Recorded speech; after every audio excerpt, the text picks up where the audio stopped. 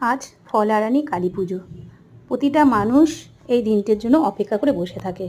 আর রীতিমতো তারাপীঠে তো প্রচণ্ড ভিড় হয়। শয়ে শয়ে লাখে লাখে মানুষ পুজো দিতে চলে যায়। আমারও খুব ইচ্ছে ছিল অনেক দিন ধরে আমি তারাপীঠ পুজো দিতে যাব। কিছু কারণবশত আমার যাওয়া হয়ে ওঠেনি। একবার তো পুরো ঠিকই হয়ে গেছিলো আমি যাব, কিন্তু হঠাৎ করে একটা কাজ পড়ে গেছিলো এখানে, যার জন্য আমি যেতে পারিনি।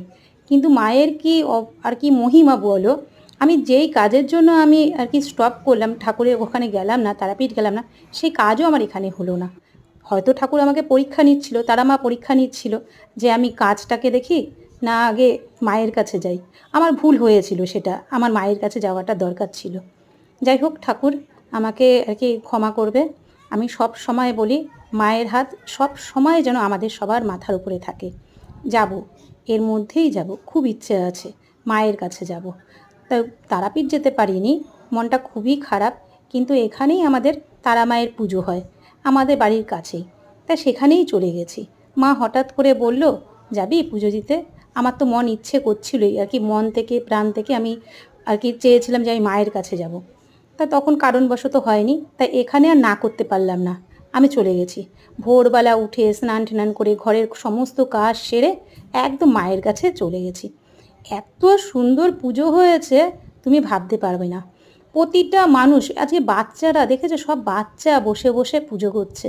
আমার ভাইয়ের ছোট্ট যে মেয়ে, সেই মেয়েটিও গেছে উপোস করে মায়ের কাছে সব মনের কথা বলতে। আর আমাদের এই মা খুব জাগ্রত মা, অনেক পুরনো মন্দির, যে যেটা মানত করে সেটাই তার আশা পূর্ণ হয়। মা সবার আশা পূর্ণ করে। সন্তানদের তো মা দেখবে বলো, এটাই তো মা, একেই তো মা বলে। মা সবার জন্য আছে।